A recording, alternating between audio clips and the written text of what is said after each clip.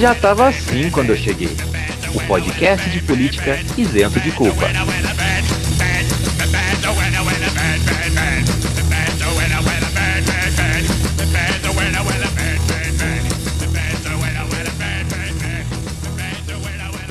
Salve, salve, meus queridos e minhas queridas comunistas de iPhone, como estamos? Tudo bem? Eu espero que esteja tudo bem, será agradável tarde, noite, manhã, madrugada ou quem sabe espaço lapso temporal que você está ouvindo esse podcast. Meu nome é Vinícius Manduca, eu sou sociólogo de formação, sou podcaster por empolgação e ao meu lado aquele que ocupa essas mesmas duas profissões comigo, Henrique Macedo. Olá, Manduca, olá a todas e todos. Estamos começando aí mais um Já Tava Assim Quando Eu Cheguei, depois do nosso hiato de carnaval, ao qual estávamos resistindo alegremente nas ruas. Estamos começando aqui o nosso mês de março, já nosso primeiro podcast de março, com a temática votada, com votação recorde nas redes sociais, que é formas com que a direita chama a esquerda. Então seremos chamados aí pelos nomes que vocês já estão habituados, né? Então seremos chamados pelos nomes que vocês já estão habituados a ouvir em todos os grupos de WhatsApp da família e derivados. Bom, enfim, vamos dando continuidade então ao nosso podcast hoje. Temos a nossa primeira ausência confirmada do ano. Sim, não teremos o Telar hoje, mas no lugar do Telar preparamos uma surpresa muito, muito legal. Espero que vocês gostem.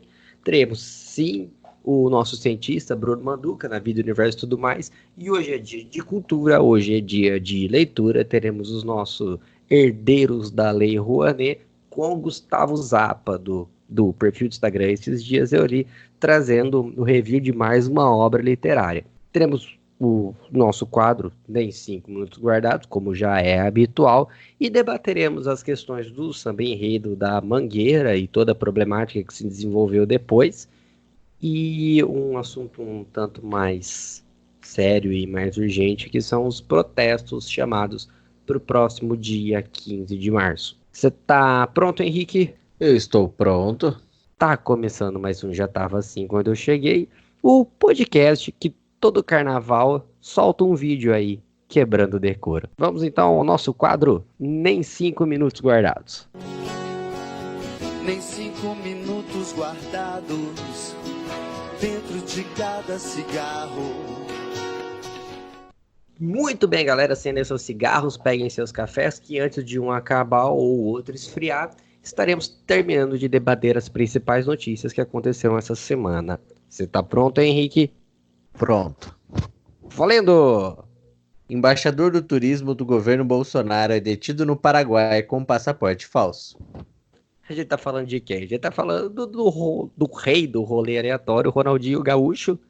E o que eu acho mais interessante dessa história é que ele entrou com um passaporte falso num país que não precisa de passaporte. Brasileiros não precisam de passaporte para entrar no Paraguai. Entendi. E isso que é bonito. É o crime pelo crime. É o rolê aleatório pelo rolê aleatório.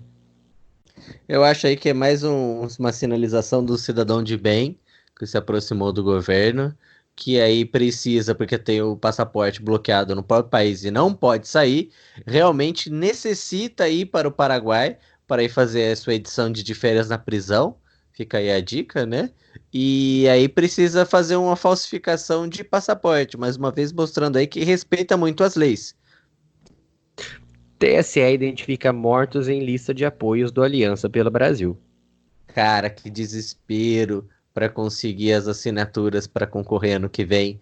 É um absurdo, e mais uma vez aí, fazendo o link com Ronaldinho aleatório, mas aí um cidadão de bem construindo e conseguindo tudo que precisa com a meritocracia do erro. Eu tenho dois comentários para fazer sobre essa notícia. Primeiro é que eles realmente aprenderam com o partido do Kassab, que tinha tido recorde no tempo de aprovação de partido, que é inventar pessoas para fazer assinaturas. Outra é que acho que a gente não pode julgar o Aliança antes do tempo, porque eu vi o vídeo que o Bolsonaro publicou no Twitter sobre os filiados do Aliança pelo Brasil. O mais novo devia ter uns 99 anos, então se passou uma semana da inscrição até agora, não é... Pode ser que alguém já tenha morrido, sabe? É impressionante a capacidade desse partido de angariar senhores e senhoras brancos. Eu não estou decepcionado, diz Paulo Guedes sobre o Pibinho. Até eu também não tô, né? É o que a gente esperava. Vamos debater essa notícia em 4 pontos, porque o primeiro é a relação do PIB, propriamente dito, que prometeram pra gente que se fizesse as reformas neoliberais que acabariam com os direitos da população, o PIB iria crescer, porque foda-se o IDH, o importante é o PIB. Vemos aí que o PIB não cresceu. Eu acho aí maravilhoso, né? Porque o PIB realmente atingiu o que era esperado quando você, na verdade, faz reforma querendo prejudicar o trabalhador e destruir a economia nacional, né? Ainda mais do lado da Fiesp, de um cara que é presidente da Fiesp e não tem uma indústria. Eu acho maravilhoso, o resultado é mais que esperado, na verdade, até melhor do que o esperado, né? O esperado era zerar. E a gente tem aí o exemplo que foi dado da brilhante atuação dele ontem, que chamou um humorista para responder aos jornalistas e fazer o papel dele. Um humorista falando palavras bem escrotas, e é interessante como ele deu o tanto de informação que o presidente costuma dar. Mas o foco é isso que a gente tem que deixar claro. O foco não é isso. O foco é no PIB. Antes eu achava que o Bolsonaro fazia essas coisas para desviar a atenção da mídia ou da esquerda com as atitudes que ele tomava. Hoje eu vejo que não, porque a mídia e a esquerda estão falando do PIB. Essa atitude do humorista serve simplesmente para alimentar as próprias redes bolsonaristas. Quem deixou de falar do baixo crescimento para falar do humorista são as redes bolsonaristas que já têm o apoio dele. Então é isso que ele tenta fazer com essas atitudes no mínimo escrotas. Ele tenta voltar, ele não, tenta não perder apoio, porque ele sabe que ele não vai conseguir mais. Ou isso ele tá tentando desviar o foco do Osmar Terra. Mas enfim, outro assunto. Senador Cid Gomes leva tiro durante protestos no Ceará. Mano, o Brasil não é para principiantes. E essa sessão, essa temporada, na verdade, está maravilhosa. Temos até tiros e motins, né? Para quem não sabe, é proibido, mas nem vou levar em consideração isso, porque tá todo mundo criminalizando. O problema não é teoricamente a pauta que eles falam que eles estavam defendendo. O problema é a ação. O governo já chantageado tinha dado um aumento acima do padrão e aí, na verdade, com fins políticos, os amotinados fizeram o suficiente para tentar arranhar a figura dos Ferreira Gomes no Ceará, o reduto do Ciro e do Cid. Obviamente não tira aí a burrice de você subir numa retroescavadeira contra pessoas armadas e a retroescavadeira não ser blindada. Mas aí é outros 500. É como diz Fernanda Barros e Silva, né? Foi uma ação digna de Bacurau, tudo o que aconteceu. Que a gente É, droga. E é isso. Terminamos o nosso nem 5 minutos guardado. Infelizmente eu não pude fazer as minhas colocações, mas elas não seriam tão brilhantes quanto a do Henrique. Vamos passar a palavra pro nosso cientista de ressaca, Bruno Manduca.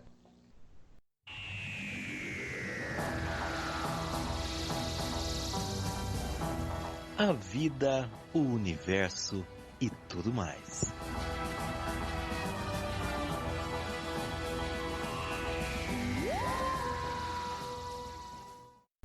Olá pessoal, e aí, aproveitaram bastante o carnaval? Espero que tenham aproveitado. Bom, essa semana, eu como químico, eu acho que eu não posso deixar de falar do vídeo que estava circulando aí, que ainda está circulando no Zap Zap da galera, que é o vídeo do químico autodidata. Que eu não vou falar o nome dele aqui, porque eu acho que não é o caso. Mas vocês devem ter ficado sabendo, é um senhor que resolveu fazer um vídeo falando que o álcool em gel, o álcool 70 não funciona, que o que funciona é vinagre para matar o coronavírus. Bom, tem muita coisa errada nesse vídeo. Muita coisa. No começo ele fala que o álcool gel não mata nada, ele apenas esteriliza. Bom, então aí já acabou nosso problema. Porque, por definição, esterilizar é matar todas as formas de vida de um local. Desinfectar é matar a maior parte das formas de vida. Esterilizar é matar tudo. Então, se o álcool gel esteriliza, acabou. Isso já demonstra que esse nosso amigo não conhece os termos técnicos, os termos científicos de nada. Mas aí ele continua. E depois, mais na frente, ele vai falar que o álcool 70 tem 70% de água. Não, o álcool 70 tem 70% de álcool. Pela Anvisa, ele é obrigado a ter 70% de álcool. Os outros 30% é água. No caso do álcool em gel, é utilizado também um gelificante para ele ter a textura de gel, que ele fala no vídeo que é 20% desse gelificante. Mentira, é cerca de 2%. Ele fala no vídeo que esse gelificante utilizado no álcool em gel é usado nos laboratórios para crescer as placas de colônia de bactérias. Não é. Nenhum pesquisador usa esse gelificante para crescer bactéria. O que é mais utilizado é o agar-agar, que ele fala no vídeo, que não é utilizado por ser caro. É mentira, é o mais utilizado. E esse utilizado no álcool em gel nunca é usado para crescer bactéria. Então, já temos mais uma mentira. O álcool mata vírus, sim. Mata bactérias, sim. O álcool dilui as membranas lipoproteicas desses micro-organismos. Inclusive, quando eu fiz a matéria de microbiologia, a parte experimental, o primeiro experimento que a gente fez foi testar a eficácia do álcool 70%. Por isso eu sei empiricamente que funciona. E o experimento foi pegar uma placa de Petri com um gel de agar que realmente cresce bactérias, dividir ela em 4 quadrantes. No primeiro quadrante a gente encostou nosso dedo do jeito que ele estava, chegando na aula. Depois a gente mergulhou nosso dedo no álcool por 10 segundos, colocou num segundo quadrante, mergulha por 30 segundos, coloca no terceiro quadrante, mergulha por 1 minuto, coloca no quarto quadrante. Depois pega essa placa, põe na estufa para que as bactérias cresçam. No dia a dia, nosso corpo, em consequência nosso dedo, ele vai acumulando bactérias e micro-organismos que a gente consegue ver depois que essas colônias cresceram ali no agar. Depois de 10 segundos, a diminuição já é gigantesca. Depois de 30 segundos, se eu não me engano, a minha placa já não tinha mais nada.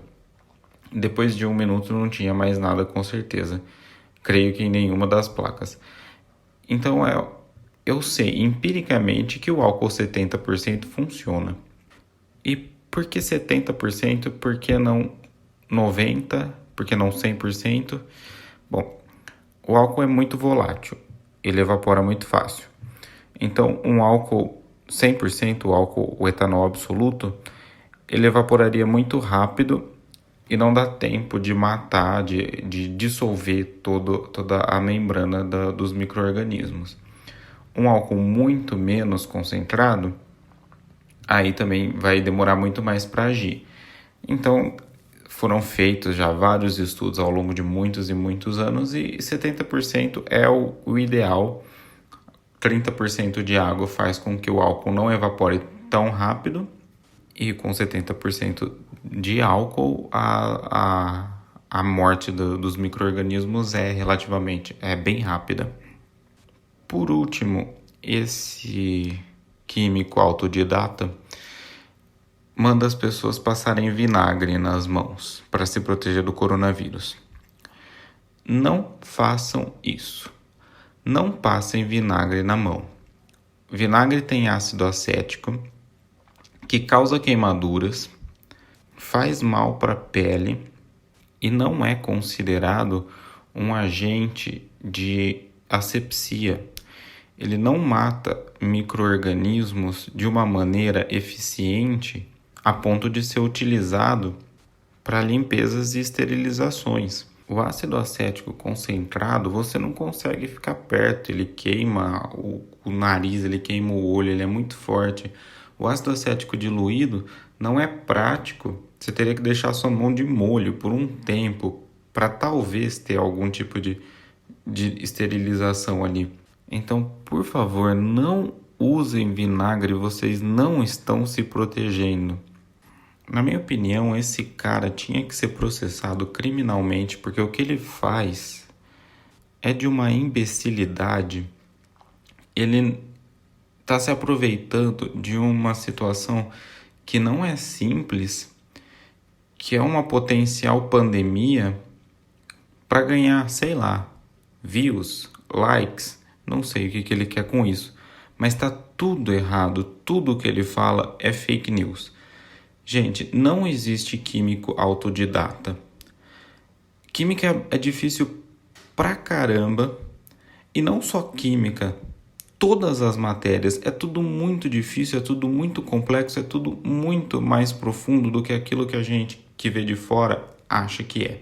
Eu posso falar da química, então eu posso falar que ninguém aprende química orgânica, química quântica, termodinâmica, cinética, bioquímica, química analítica sozinho.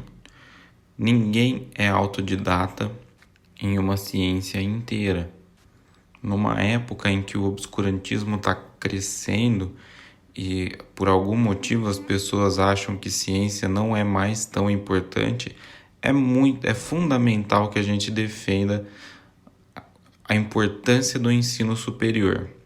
E como uma fonte cientificamente confiável, que é um artigo que saiu no Journal of Hospital Infection, uma revista da Elsevier. Ele é um artigo de revisão que está disponível desde 6 de fevereiro agora de 2020, de um grupo alemão, e o artigo chama Persistence of Coronaviruses on Inanimate Surface and Their Inactivation with Biocidal Agents. E nessa revisão eles pegaram os últimos 20 anos de pesquisa sobre vários tipos de coronavírus e como eles, quanto tempo eles sobrevivem nas superfícies e como matá-los, né? Como inativá-los. Quem quiser pode ler ele encontrá-lo nas internets, mas eu vou ler a conclusão que eles chegaram, que basicamente coronavírus humanos podem permanecer infecciosos em superfícies inanimadas por até 9 dias, ou seja, em corrimão, em botão de elevador, nos lugares que a gente põe a mão, eles podem ficar ali vivos por até 9 dias. Mas a desinfecção pode ser feita com solução de hipoclorito de sódio, ou seja, Cândida, Varex, esse tipo de coisa, etanol 70% ou solução de peróxido de hidrogênio 0,5%, que é água oxigenada, por 1 minuto. 1 minuto dessas soluções ou do álcool 70% e você tem a morte dos vírus. Então, o álcool funciona assim. E, gente, o vírus chegou no Brasil, vocês viram já, né? A melhor forma da gente se proteger é lavando as mãos, pelo menos por 20 segundos com água e sabão, é usando álcool, é manter o nosso sistema imunológico saudável. Se for tossir ou espirrar, faz isso no cotovelo. Se chegou de algum lugar público, estava no ônibus, no metrô, chegou em casa ou no trabalho, primeira coisa, lava a mão. Mas é isso, gente. A gente tem que agora se prevenir, mas sempre da maneira correta e com as informações certas. Bom, hoje ficou bem grande a coluna, mas é porque eu tinha muito para falar desse cara. Espero que vocês entendam. É isso, até mais.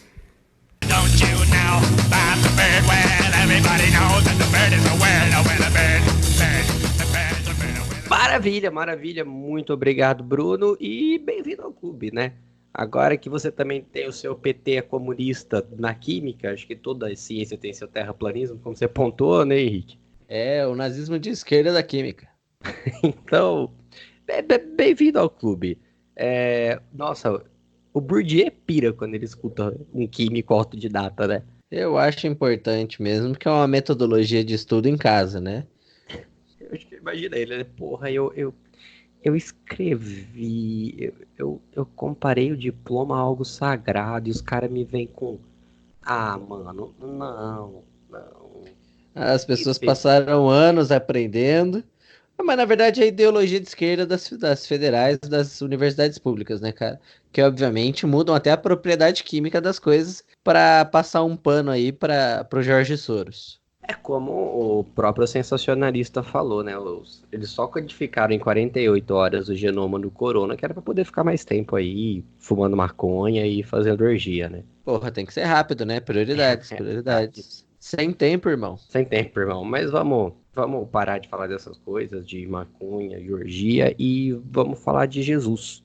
Oh, amém. Henrique, você já viu Jesus? Olha, algumas vezes já. Eu encontro com ele, às vezes regularmente. A gente conversa, discute.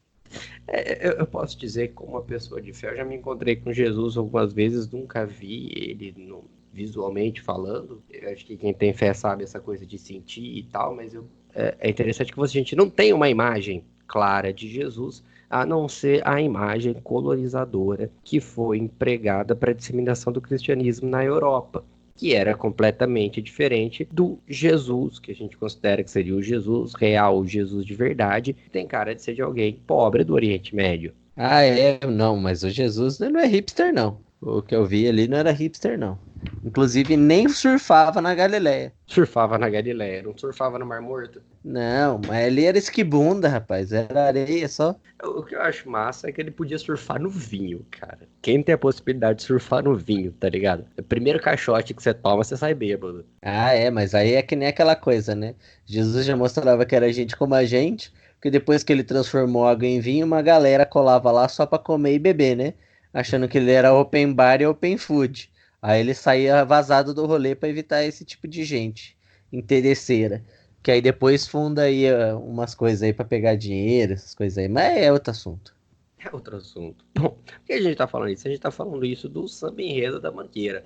Carnaval que sempre foi um período de contestação. O próprio fato de você poder sair na rua e curtir o carnaval já é por si só uma consequência de luta política, de certa forma. As roupas que você pode usar no carnaval são consequências de luta política e a forma como você pode ou não ser tratada no carnaval, as consequências que alguém tem por te tratar mal, e aí eu tô falando de abuso sim, são consequências de luta política. Como tal, o carnaval como uma manifestação popular, ele não poderia ficar de fora de manifestações políticas, ainda mais quando a gente tem um presidente que é contra o carnaval. Logo, como a gente falou no último episódio, curtir o carnaval já é manifestações políticas. Recentemente, porém, nas avenidas do samba, a gente tem visto coisas muito interessantes, para além das histórias dos visigotos e etrúscios, como as escolas de samba costumam contar, da Grécia Antiga ao Império Romano. Veja a história na Sapucaí, sei lá, é umas coisas assim que eu não sei quais são. Que é a comédia natural, né? Alô, Atila Uno! E os etrúscios? Os etrúscios, enfim. Alô, Asterisque! Alô, Obelisques! Estamos aqui por Karl Marx!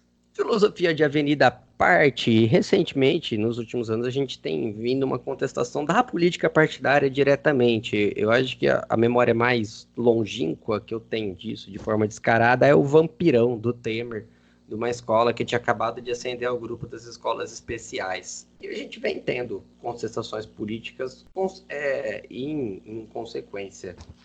Então, nós tivemos no Carnaval de São Paulo um carro representando o presidente, que era um Bozo, um palhaço, né? O palhaço Bozo vestido de presidente, fazendo arminhas com a mão. Teve a escola que ganhou o Carnaval de São Paulo foi a Águia de Ouro, que teve um enredo inteirinho sobre o Paulo Freire e a importância da educação, e isso é mais político do que nunca. Mas, estranhamente, mesmo não tendo uma contestação direta ao governo federal, a escola que foi mais contestada foi a Estação Primeira de Mangueira, que teve como seu samba enredo de 2020 A Verdade Vos Fará Livres. E tivemos coisas bem chocantes para algumas pessoas na avenida, não é isso? É, completamente. Na verdade, o que choca mesmo é que primeiro foi o que você falou. Jesus já vem com uma quebra. Ele não é surfista, na verdade. Aí ele é representado como um menino negro, né, de cabelo descolorido, se eu não me engano, e tá numa cruz cheio de bala, né? E aí chocou a galera porque, adivinha? O que que é a classe média reacionária? Não a conservadora, né? A reacionária. O que a gente mais tem reacionário com conservador, na minha opinião. O que que eles acharam que era a representação do quê? Do quê? Bandido. Porque, obviamente, Ah, pra galera, né? Aquela representação não podia ser só de um estudante voltando da escola e que foi baleado pelo caveirão voador, né? Obviamente, teria que ter uma conotação de criminoso, bandido, que afinal é como eles veem essas comunidades.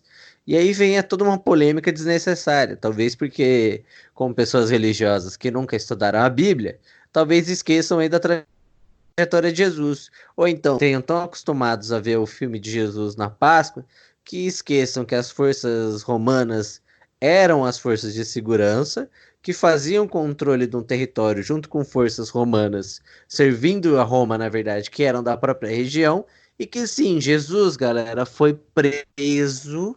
Ele foi preso, ele causava desordem para aquela região. Ele foi preso e condenado. E não era um júri qualquer de 7 pessoas, como aqui no Brasil, ou os modelos que são implementados na modernidade. Na verdade, Jesus foi condenado lá quando o primeiro juiz, o que eu chamo de Pilates, mas é o Pilatos, quando o Pilatos ele lavou as mãos e deixou para o povo fazer quem que ele ia salvar. E lembre que eles salvaram o Barrabás. E condenaram Jesus. Porque, na verdade, quando falam que livraram Barrabás, na verdade foi condenar Jesus também. Então, quando ele vai parar na cruz, ele é condenado, mesmo sendo inocente. Então, sempre esse. Eu acho que o maior caos para as pessoas é porque, na verdade, as moralidades, como a arte deve chocar, foi chocá-los para falar: não, vocês não são cidadãos ou cidadãos ou cidadãs de bem. Pelo contrário, na verdade, ó, temos aí um problema social muito forte e que vocês não conseguem ver, porque na verdade vocês crucificam uma pessoa e já partem do pressuposto que ela é uma bandida, ou seja, morreu por um tiro da PM, porra, é bandido. E quando na verdade ficam sem justificativa, como no caso da Agatha, que a gente já debateu ali no episódio O Rei do Crime, lá atrás, quem quiser pode voltar e ouvir, aí tentam justificar e falar que o tiro veio de um traficante, ou veio porque é um erro por causa dos traficantes. É só aceitar, galera. Não, vocês não são tranquilos. Vocês são assassinos de um lado. Por que assassinos de um lado? Porque vocês ajudam o assassinato, vocês permitem o assassinato, vocês incentivam o assassinato do conforto dos seus lares. Então aquela representação de Jesus na cruz era exatamente aquilo, né? O Jesus negro que foi assassinado por causa dessa vontade de vocês romana de destruir o diferente. Mas no final das contas, oi. não, é interessante, pode concluir. Não, só rapidão aqui, aí virou desabafo, né? Mas enfim, no final das contas, a conclusão é que a categoria bandido é tão forte que, na verdade, quem se acha anjo, na verdade, não se consegue ver como um demônio, vamos dizer assim, prejudicando Cristo. Porque com certeza, se Jesus estivesse aí de volta, ou quando ele voltar, né? Como dizem as profecias, ele não vai estar de arma na mão subindo o morro. Ele vai estar fazendo outro serviço. E aí não é um desrespeito ao policial, mas é lembrar que tem certas situações que são complicadas e que não, o policial não é herói, não é anjo, ao contrário da narrativa bíblica e das pessoas que acreditam que na verdade há uma luta entre anjos e demônios e que se transveste aí de uma luta entre bem e mal, entre polícia e bandido, e as relações são muito mais complicadas do que isso. Eu acho que você levantou questões muito interessantes. A primeira é o racismo institucionalizado na gente, que é a própria assimilação direta da figura do negro, lá travestido com coisas que estão com o cabelo pintado, tal, que na realidade caracterizam a regionalidade dele, então caracterizam o modo de se vestir, o estilo, digamos assim, do ambiente do qual ele é inserido, do ambiente do qual ele cresceu. E o negro propriamente dito, então você tem a assimilação direta do negro com o bandido. Isso é histórico, isso justifica as maiores atrocidades policiais que já foram feitas. A gente teve episódio disso na Copa do Mundo, não faz tanto tempo, com o Júnior Consielo lá falando que o Mbappé correndo parece alguém fugindo da polícia. É a primeira Fazendo assimilação arrastão que se faz. demais, é. Faz arrastão demais. Então, assim, a lógica, ela já vem daí. O fato de mostrar um negro, ele já tem uma assimilação direta com o banditismo.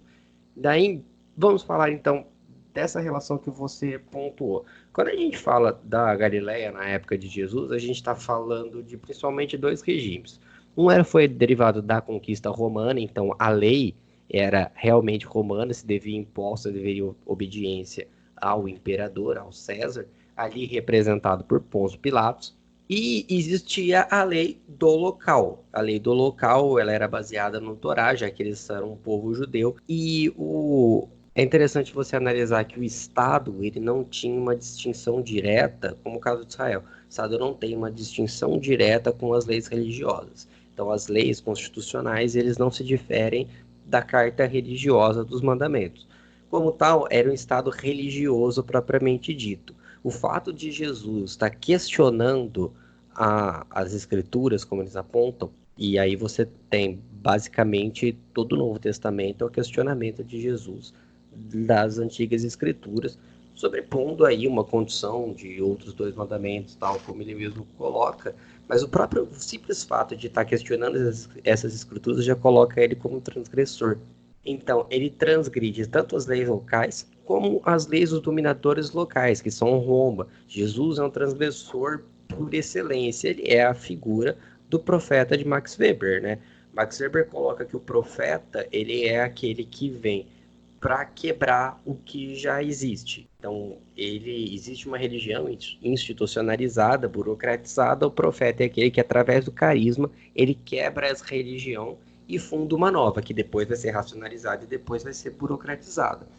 Enfim, você tem várias figuras como essas no decorrer da história que se destacam justamente pela transgressividade delas. Você pega o Gandhi, as greves de fome do Gandhi, o Dalai Lama, figuras conhecidas pelo seu pacifismo, pela sua resistência pacífica, por assim dizer, mas genuinamente transgressoras.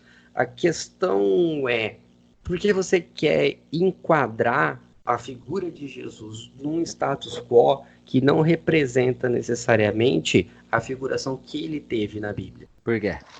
É esse ponto. Então você tem uma adaptação das escrituras, como eles mesmos dizem, eles têm uma adaptação da Bíblia pelo seu interesse pessoal, e porque a gente tem aquela questão do Brasil que todo mundo quer ser bom, ninguém se aceita como ruim.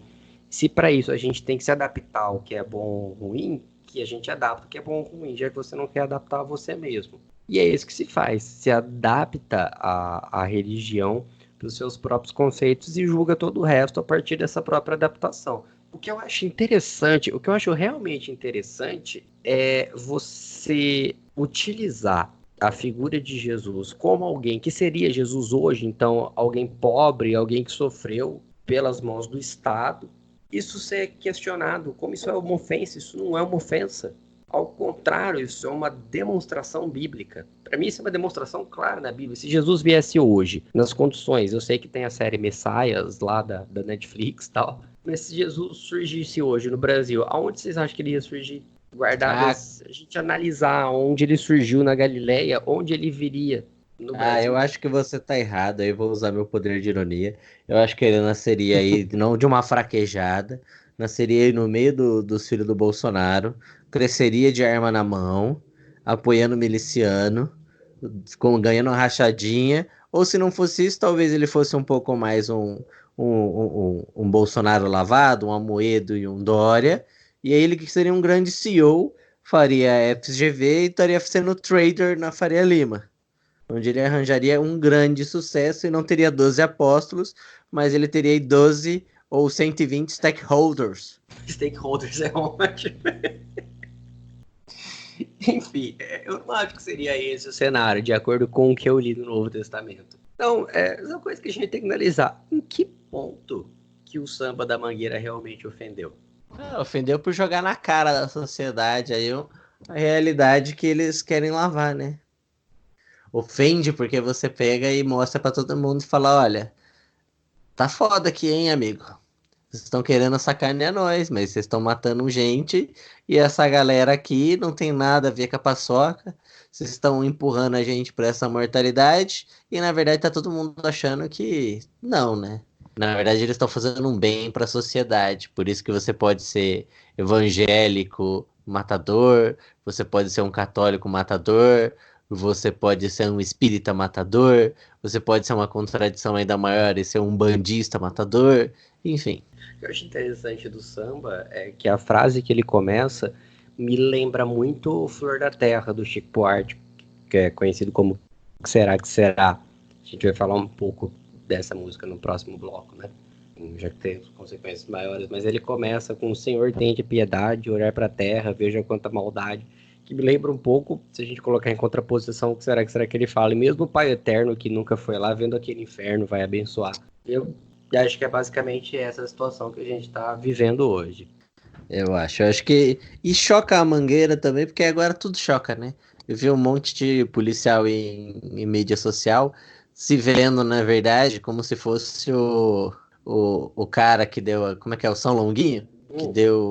Que deu a última lançada no corpo de Jesus.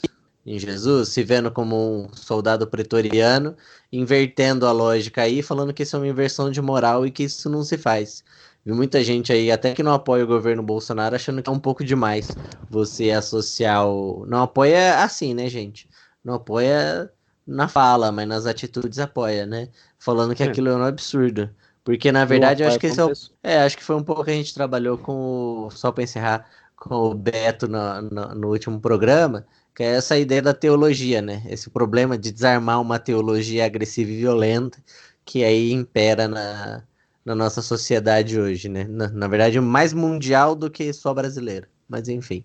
Bom, é impressionante, né? Eu, como cientista social da religião, como sociólogo da religião, eu não achei que nesse podcast eu fosse me deparar tanto com religião. Eu queria falar realmente de outros temas, mas parece que tudo que a gente fala desse governo, a gente está perpassando a religião em consequência, né? A gente sempre está voltando para esse tema. É o carro abre ala deles, né?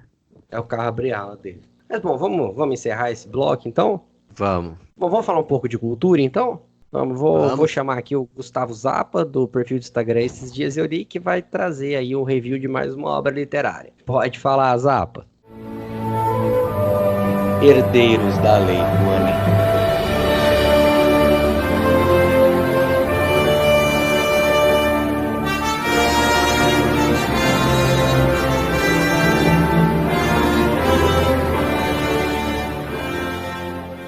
Salve, salve, pessoal! É um prazer estar aqui com vocês de novo. Aqui quem fala é o Gustavo Zapaterra, da página Esses Dias Eu Li, e eu estou aqui mais uma vez para dar uma sugestão de leitura. A sugestão de leitura de hoje é de um livro de uma das minhas autoras preferidas, a Ursula K. Le Guin. A Ursula é estadunidense, nasceu em 1929, faleceu recentemente em 2018 e ficou famosa por suas obras de ficção científica com forte cunho político e social. A mais famosa delas, provavelmente, foi A Mão Esquerda da Escuridão, de 1969, na qual ela aborda principalmente questões de gênero e de patriarcado. Apesar disso, não é desse trabalho dela que eu gostaria de falar com vocês, mas de Os Despossuídos, de 1974, obra com a qual eu tive meu primeiro contato com a autora, e que superou todas as minhas expectativas. A história se passa entre o planeta Urras e sua lua Anarres, ambos habitados por humanos. Anarres é pobre em recursos naturais e possui um ambiente inóspito, mas tem uma característica única. É uma sociedade plenamente igualitária, totalmente horizontalizada, na qual os conceitos de propriedade privada e governo foram totalmente superados. Urras, por sua vez, é dividida entre vários países e é polarizada entre duas potências. Uma extremamente hierarquizada e com modelo econômico capitalista, e outra com aspecto mais autoritário, mas que pregou a representar os interesses dos proletários. Obviamente, vocês já perceberam que a autora faz um paralelo, uma metáfora, com o mundo da Guerra Fria, justamente o período no qual ela escreveu e publicou esse trabalho. Trazendo um terceiro elemento diferente da nossa história real, para se contrapor aos regimes do capitalismo e do socialismo real, qual seja uma sociedade anarquista. A sociedade de Anarres tem essa configuração anarquista, pois foi fundada por dissidentes de Urras que migraram para lá com o intuito de criar uma nova comunidade. Esses dissidentes eram revolucionários em Urras, e para impedir os conflitos que os revolucionários causavam, os governos do planeta permitiram que eles migrassem para a Lua e lá estabelecessem seu modo de vida sem interferência externa. Por conta disso, há profunda desconfiança entre as populações de Anarres e Urras, que cortaram quase a totalidade do contato uma com a outra há quase 200 anos. Essa situação se mantém até que Chevek, o mais importante físico de Anarres, resolve viajar para Urras, com o intuito de aprofundar sua pesquisa e reconectar seu povo com o do planeta que lhe deu origem. Desse momento em diante, acompanhamos o choque de Chevek com a sociedade capitalista que encontra em Urras, com a diferença de valores e princípios entre os dois mundos e com a sua dificuldade de adaptação. Essa dificuldade vai por todos os aspectos, desde a forma de ser tratado socialmente, da abundância de bens materiais que as camadas mais privilegiadas têm, em contraste com a extrema pobreza de outras pessoas, com as questões de gênero, já que o país que ele está em Urras é extremamente patriarcal, enquanto a cidade da qual ele vem, em Anarres, não tem essa característica patriarcal, entre outras várias diferenças. Em paralelo a isso, temos flashbacks pelos quais conhecemos melhor o funcionamento de Anarres, como aquela cidade funciona, como ela se organiza, como poderia existir uma sociedade anarquista de fato sem governo central, e também um pouco mais de como se formou a personalidade de Chevek, que tipo de pessoa ele é e o que o motiva a buscar essa reaproximação entre os dois povos. Contudo, o livro vai bem mais a fundo que isso, sobrando reflexões e críticas sobre todos os desenhos sociais retratados. Não tem passação de pano ou idealização de nenhum deles. A autora não tem uma perspectiva nem um pouco idealizada, nem mesmo da sociedade anarquista, que teoricamente mais se aproximaria com os próprios valores políticos que ela pregou em vida. Obviamente, também o que não faltam são críticas às duas outras sociedades que existem no planeta Anarres, paralelas às nossas. Tanto os despossuídos quanto a já mencionada A Mão Esquerda de Escuridão fazem parte de uma espécie de universo compartilhado da autora, chamado de Ciclo Rhainish, que também possui outros romances e contos. Você pode ler essas obras de forma completamente independente, mas é bacana saber que, se gostar daquele universo, tem outros cantos dele para serem visitados. Aqui no Brasil, Os Despossuídos foi publicado pela editora Aleph, que recentemente lançou uma nova edição da obra. Eu recomendo do fundo do meu coração que vocês leiam esse livro. Ele é ao mesmo tempo um ótimo romance de ficção e um ótimo trabalho especulativo de ciência política. A Ursula K. Le Guin é genial a capacidade dela de criar outros mundos, trazendo elementos nossos, nos fazendo pensar sobre eles. Acho que sem igual. Eu não conheço uma outra autora de ficção científica que consiga trazer de forma tão eficiente essa crítica social quanto ela. E, infelizmente, ela ainda é pouco conhecida no Brasil, como, na verdade, a maior parte das mulheres que escrevem sobre qualquer gênero, especialmente ficção científica. Então, vale a pena conhecer, não percam a chance de ler ou esse trabalho dela ou qualquer outra coisa que ela tenha escrito. Forte abraço, até a próxima.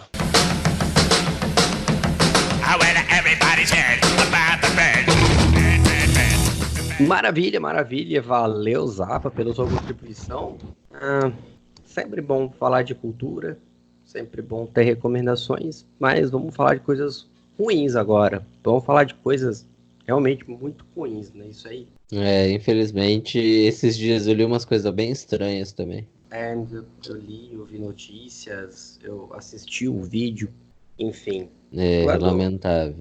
Quando o contratualista Montesquieu elaborou a divisão de poderes, que ele pensou exatamente quais seriam as funções estatais, como esses poderes deveriam ser divididos para que possam sim cumprir essas funções, que é o executivo, o legislativo e o judiciário. Mais do que isso, foi estipulado que esses países, esses poderes, eles não se sobressaem um dos outros, ao contrário, todos têm igual peso, todos têm igual importância e eles são responsáveis pelas fiscalizações internas de um dos outros, para que o executivo não se sobressaia, para que o legislativo não se sobressaia, e para que o judiciário também não se sobressai. A importância da existência e do equilíbrio desses três poderes, ela é vital para o desenvolvimento de uma estrutura democrática no país. Mais do que isso, é importante que os três poderes sejam fortes, não simplesmente existam. Senão você tem, por exemplo, o caso da Venezuela, que é uma ditadura democrática, né? Você tem três poderes que funcionam, eles existem. Não, você tem três poderes que existem. Eles funcionam? Eles não funcionam, porque eles são todos partidários ao governo, todos são partidários ao poder executivo. Então, é uma ditadura em consequência, mas pela legislação ela é democrática. Aí uma coisa a se discutir, né? Que tem aí várias linhas. Ultimamente, o Safatli, que é professor de filosofia da USP, ele tem uma teoria, tá aí no YouTube, se alguém quiser procurar, é A Democracia em Colapso, um evento organizado pela editora Boitempo. O argumento do Safatli é na direção de que nunca houve democracia no Brasil. Ao contrário do que eu penso, né? Aí eles vão pensar, nossa, quem é você para falar do Safatli? Não, eu tô discordando, na verdade, nesse ponto, porque eu acho que é uma sobreposição em alguns elementos, né? Tem uma democracia tipo ideal, para lembrar de Weber, que a gente já falou nesse episódio, que é essa democracia funcionando a pleno vapor, onde tem participação popular e não sei o quê. Mas lembrar que algumas teorias dizem que nunca existiu, que é a linha do Safatli. E eu discordo que, na verdade, ela existe para determinada pessoa. Então eu queria lembrar dos temas aí, os cientistas políticos que me perdoem se eu me equivocar, mas a plutocracia e outras formas de domínio que sejam de um determinado grupo. O que acontece é que o sistema de pesos e contrapesos foi criado exatamente para não ter um Estado absolutista. E isso não tem nada de esquerda, na verdade, ou que na época até poderia ser chamado de esquerda. Hoje, com revisionismo histórico, o seria. Né? Mas uma estrutura, por exemplo, burguesa, em alguns lugares, e outros lugares não foi burguês, foi aristocrata, que é de segurar o poder de uma pessoa só. E talvez as pessoas tenham esquecido um pouco isso. E elas, ao quererem que uma pessoa só comande e governe, porque acha que o problema é dialogar, isso não é só o fim da democracia. Isso é o fim da vida das pessoas e do livre-arbítrio, da liberdade. Então, ao contrário do Safatli, eu imagino que exista sim uma certa democracia, que é essa democracia mais aparente de algumas instituições com certo espaço de liberdade, e há espaços de apagão na sociedade onde não se tem democracia, né? Eu acho que seria mais a ideia de um degradê democrático, onde, por exemplo, não tem como falar que muitos dos nossos ouvintes vivem num ambiente democrático, e é por isso que eles estão tão desesperados ou tão com medo como nós estamos desesperados e com medo de uma pessoa que quer dar um golpe, né? E é interessante você falar isso, porque eu realmente concordo com o que você está falando, no sentido que assim, a gente não pode ter uma democracia plena, já que nós somos historicamente controlados por uma burguesia, e a burguesia prossegue se formando o Estado na plenitude da teoria marxista. Mas a burocracia permanece formando o Estado na plenitude de uma teoria marxista. Mas se a gente considerar uma história comparada, então, como você disse, os apagões históricos, se a gente pegar períodos históricos em comparação com outros períodos históricos, a gente vai ver que a gente tem hoje um período extremamente democrático com relação aos períodos que a gente já passou. E eu tô falando aí de 64 a 85. Então, exatamente. E fora o período do Getúlio, e mesmo assim, além do apagão histórico, você tem um momento ali você tem uns apagões em alguns lugares que é óbvio que em determinados momentos não incide democracia nenhuma. Então tem alguns lugares que a democracia realmente não existe. Aí a maioria pode pensar o quê? Não só a questão do exemplo que nós costumeiramente colocamos em pauta, como é o espaço da atuação policial ou da ação da justiça, do cerceamento dos plenos direitos para uma parcela da população menos abastada, na verdade pobre, né?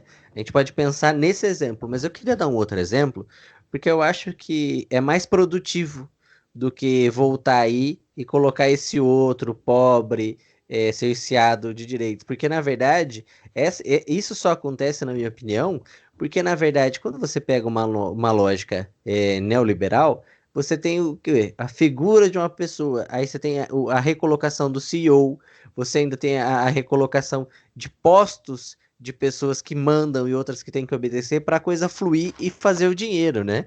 Então eu acho que a gente pegar essa parte do exemplo da construção neoliberal, que pressupõe o sufocamento de liberdades para a concentração de um plano diretor, eu acho que é mais interessante no sentido de apontar que é aí que a figura do gestor emerge contra a figura do político, ou seja, a figura do político que, na verdade, é construída como alguém que é bandido, que na verdade quer ganhar dinheiro e não sei o que, não sei o que lá, não sei o que lá, mas na verdade ele é sempre visto como populista, ou seja, querendo agradar todo mundo, querendo diálogo e não sei o que. A figura do gestor é a mesma figura de um comandante, de um general, e é por isso que essas duas áreas estão se misturando muito ultimamente, com coronéis e generais indo para a iniciativa privada e pessoas da iniciativa privada indo dar curso em áreas militares e policiais, porque na verdade é o mesmo pressuposto, né? Alguém manda e outro obedece. E aí eu acho que aí é mais produtivo, porque se manda e obedece, por mais que seja um pouquinho mais complexo, e depois a gente pode falar sobre isso, é fundamental para acabar com a democracia, que é justamente o que estão achando que estão fazendo com o Bolsonaro, né? Porque o Bolsonaro acha que ele não consegue mandar porque tem muita democracia, então precisa de menos democracia. E aí faz um novo flerte com a ditadura, né? Além das milhares de coisas, todo aquele ensaio que eles vêm fazendo sobre a AI-5 e fazendo ameaças, que eles concretizam de novo, chamando o Congresso de chantagista, chamando o STF de chantagista, o que na verdade aí é uma amostra aí da imbecilidade, da falta de trato de uma pessoa, mas que acha que tem que ser tudo na força. E é esse o ponto que a gente tinha que chegar, né? Então, quando a gente estava falando de tudo isso, toda essa introdução a respeito do que é democrático e que não é democrático, a gente está falando do atual contexto que estamos vivenciando nesse momento, muito motivados. Vai ter uma manifestação agora no próximo dia 15 de março, no domingo, contra as outras instituições que não o Poder Executivo, então contra o Legislativo e contra o Judiciário, pelo fechamento do STF, pelo fechamento do Congresso Nacional.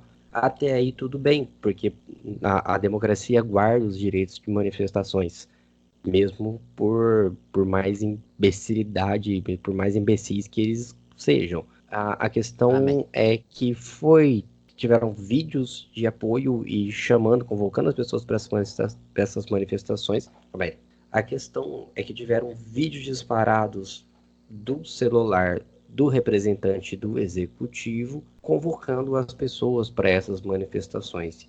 E aí isso configura uma clara tentativa de golpe. Se é a intenção real dele, eu não vou debater aqui. O que eu vou dizer é que configura uma clara tentativa de golpe. Todo esse estranhamento, na verdade, ele é uma coisa antiga já, esse total descontentamento. A gente vem desde antes da eleição, que o então deputado Eduardo Bolsonaro disse que para acabar com o STF precisa de um cabo ou um soldado. Isso foi muito, muito mal visto mesmo. Mas todo esse processo, ele vem se decorrendo.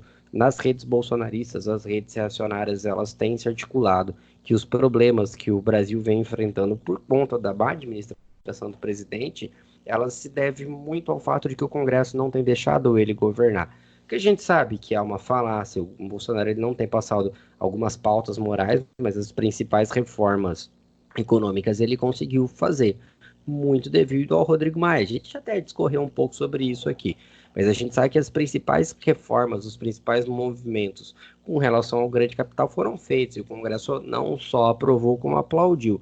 Algumas pautas morais passam, algumas pautas morais não, mas isso deriva muito do posicionamento do Congresso. Isso é natural quando você tem um Congresso forte. Alguns chegam a dizer que no Brasil existe uma espécie de parlamentarismo. Não, não existe, porque você tem um executivo forte também. Mas você tem um parlamento forte, você tem um Congresso, um legislativo forte. Isso é necessário para o andamento da democracia. O problema é que se vê essa noção de fazer acordos, a necessidade de se construir relações e de fazer acordo, como uma característica da velha política. É uma característica da velha política, mas é uma característica política em essência. Governar é fazer acordos. Governar, quando você está governando um país mais de quase 300 milhões de pessoas, você não tem como atender a todas as ânsias, você não tem como atender a todos os gostos. Isso o Bolsonaro está vendo muito bem, mais que todos os gostos, todas as necessidades, né? Tanto que ele desistiu de atender a todo mundo, nunca foi a intenção dele, mas ele só atende ao curral eleitoral dele. Ao curral não, ao pasto eleitoral dele, né? Sim. A grande questão é que esse estranhamento com o Congresso, ele vem se dando sobretudo a partir das declarações de General Heleno, falando que o Congresso é chantagista. O Congresso não é chantagista se ele pede acordos, se ele não aprova tudo. Isso não é chantagem, isso é democracia. A questão é que quem está acostumado a mandar e o outro obedecer não aceita bem quando não consegue mandar. E aí vai se disseminando um ambiente social, um ambiente político-social desfavorável, efervescido, que culmina nesse tipo de manifestação. E aí, quando o representante do executivo chama as pessoas para essa manifestação, aí a nossa sirene começa a tocar e a gritar desenfreada. Por quê? Tem coisas anteriores, né? Eu cheguei a falar aqui da relação da importância dos militares no governo Bolsonaro, e você teve aí a demissão do ministro da Cidadania, e no lugar dele foi colocado um militar. Nós já éramos o governo maior. Foi o Osmar Terra sai de Cidadania, entra o Onyx e o general vai para Casa Civil. Exatamente, o general foi para a Casa Civil. Então, o general ele foi controlado do orçamento, quer dizer, enfim, da administração da máquina pública propriamente dita.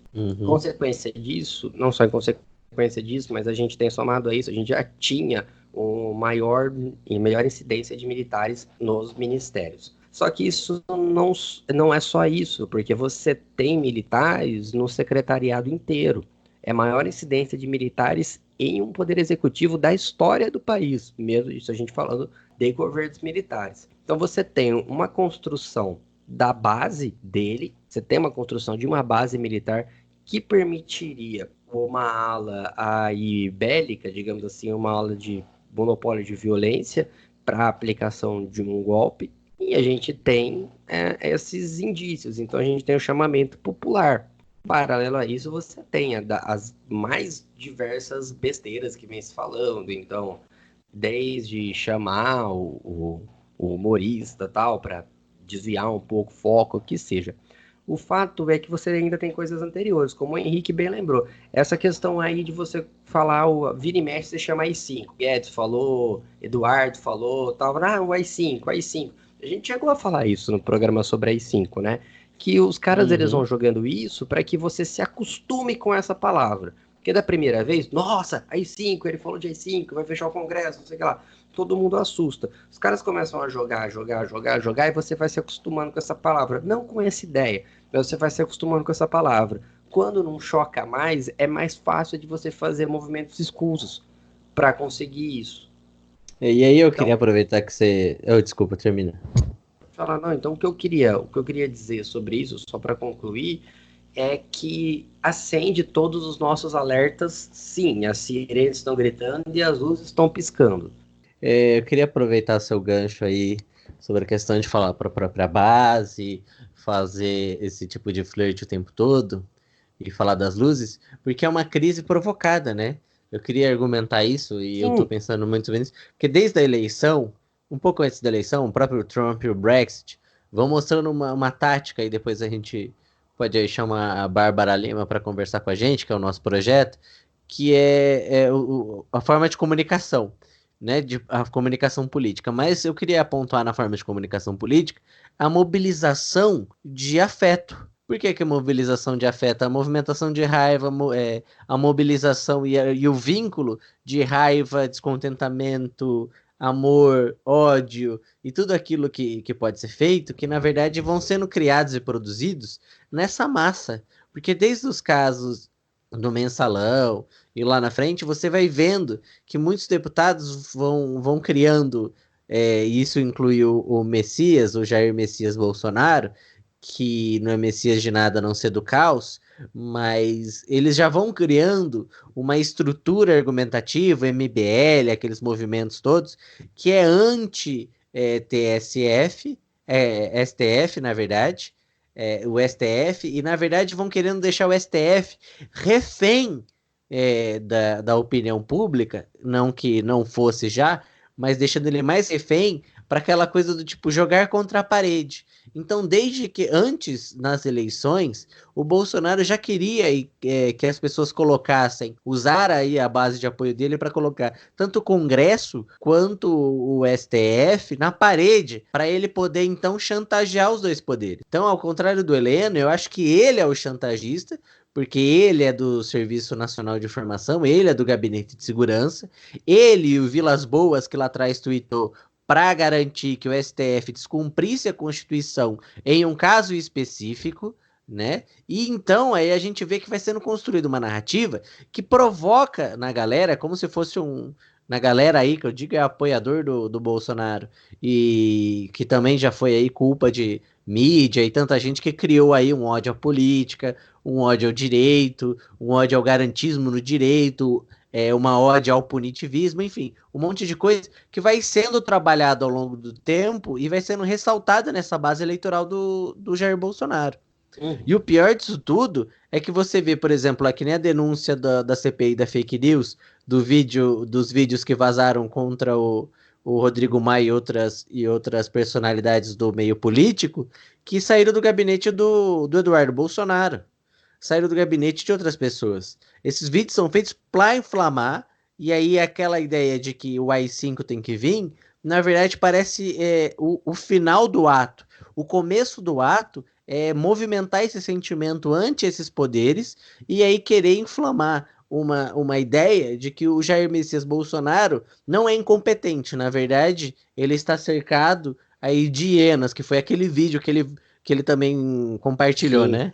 Que aí ele, o Leão, cercado de hienas. e lutava de hienas. E basicamente ele tenta, na verdade, dar um golpe. E é um golpe também na perspectiva do afeto, dando golpe nas pessoas como a mamadeira de piroca, como o kit gay. E agora essa ideia de que ele não é incompetente, na verdade, ele está só sendo impedido pelos outros poderes. O que, na verdade, ele está dando um golpe na democracia, porque a democracia impede a tolice dele de governar. E, na verdade, os filhos também, né? Porque a ideia de que os filhos estão sendo barrados em sua grande essa capacidade para colocar um projeto de país que sirva aí ao que eles chamam de conservadorismo, mas na verdade é ditadura e nepotismo. E é uma ditadura construída até por fora dos perfis militares, porque essa aproximação é interessante como os filhos do presidente eles estão inseridos na política a partir do meio partidário, então eles foram eleitos para estar lá, eles realmente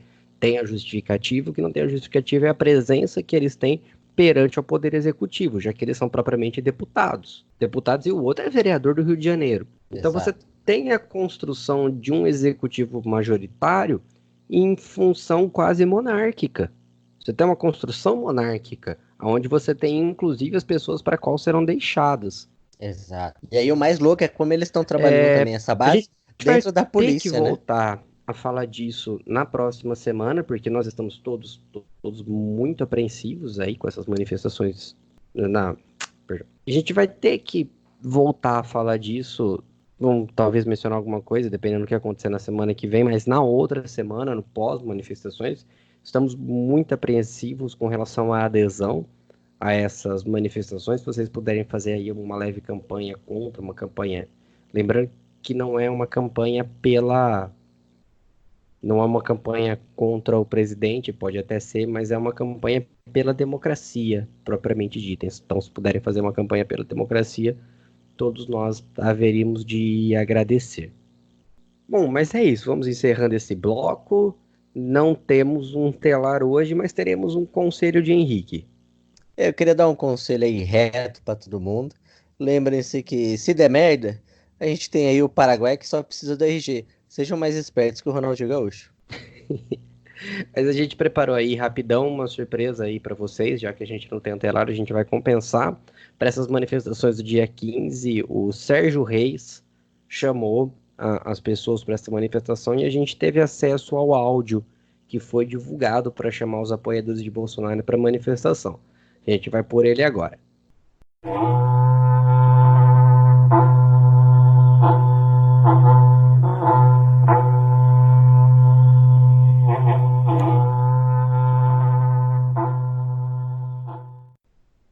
Bom, é isso. Vamos ir caminhando então para o nosso final. Gostaríamos de anunciar algumas coisas muito, muito interessantes ao nosso ver. Primeira coisa, sigam a gente nas redes sociais.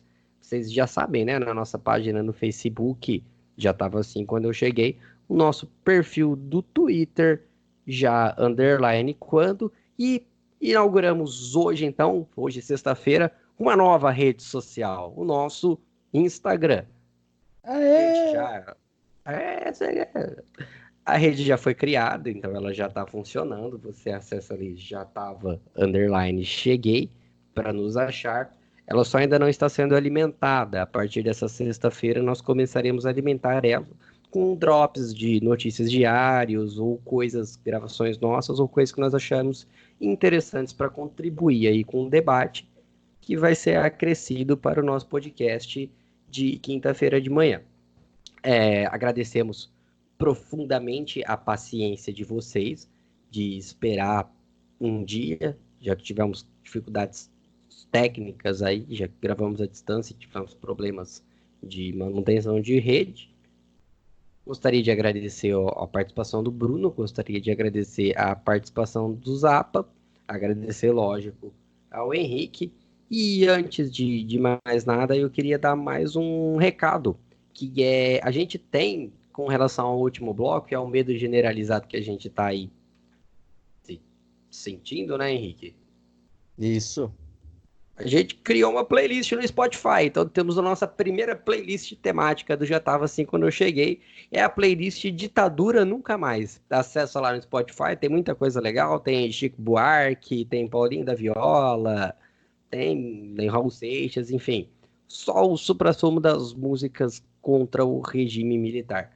Acessa lá, tá bacana, tá massa e curte com a gente.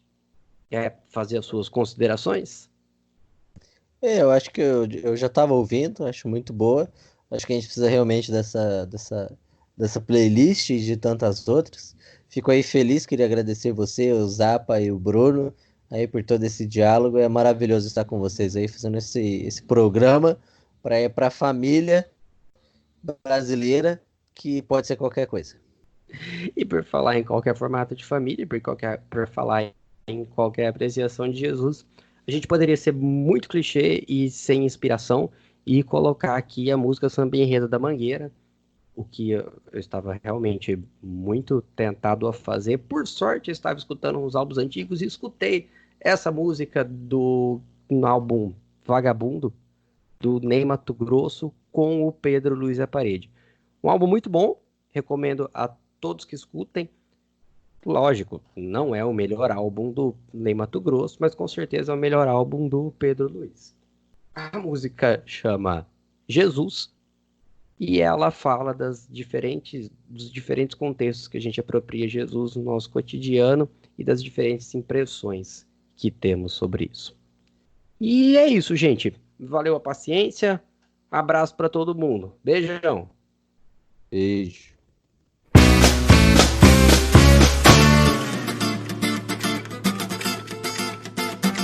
Salve, salve, simpatia.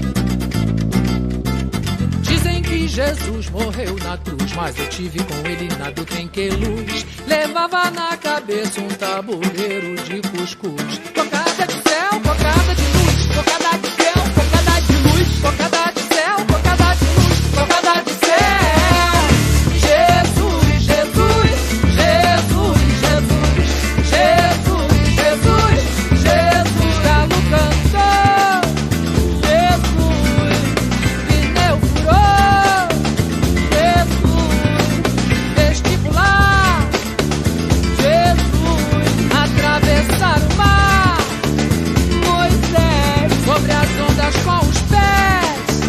Jesus, como Jojo de Olivença. Zulu, no mar da África do Sul. No mar da África do Sul. No mar da África do Sul. No mar da África do Sul. No mar da África.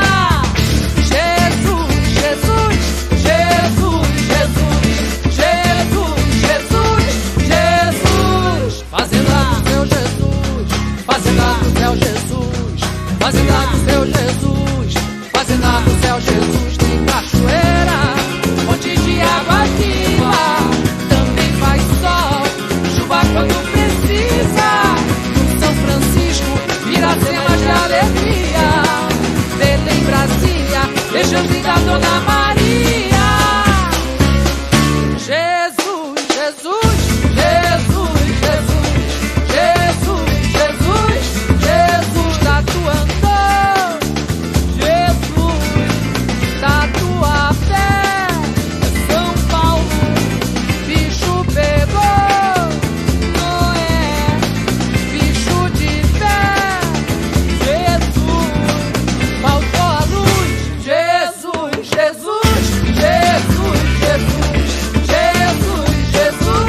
vamos tirar Jesus da cruz. Jesus, Jesus, vamos tirar Jesus da cruz. Vamos tirar Jesus da cruz. Vamos tirar Jesus da cruz. Vamos tirar, vamos tirar, vamos tirar Jesus da cruz. Vamos tirar, vamos tirar, vamos tirar Jesus da cruz. Vamos tirar, vamos tirar, vamos tirar Jesus da cruz. Vamos tirar, vamos tirar, vamos tirar Jesus da cruz. Nós vamos tirar Jesus da cruz. Que o rapaz está pregado naqueles pedaços de pau há mais de 2000 anos. Vamos deixar ele com os pés e as mãos livres. Ele vai pular, dançar, tirar cambalhota e fazer muito melhor. Vamos tirar Jesus Mas é muito melhor. Vamos tirar Jesus da cruz. Vamos tirar Jesus da cruz. E vai no lombo do cavalo galopando pelo espaço. Sabe a agricultura celeste, vai no lombo do cavalo galopando pelo espaço. Sabe a agricultura celeste, vai no lombo do cavalo galopando pelo espaço. Sabe a agricultura celeste, vai no lombo do cavalo galopando pelo espaço. Sabe a agricultura celeste. Sabe a agricultura celeste. Sabe a agricultura celeste. Sabe a agricultura celeste. Salve, salve, agricultura celeste. Salve agricultura celeste! Salve, Jorge, salve, simpatia. Salve agricultura celeste! Salve, Mané Garrincha e Clementina de Jesus. Salve agricultura celeste! Salve, Chico Sainz e Chico Xavier. Salve agricultura celeste! Salve, Raul Seixas e Chacrinha, o velho guerreiro. Salve agricultura celeste! E paz na terra a todos os seres. Salve agricultura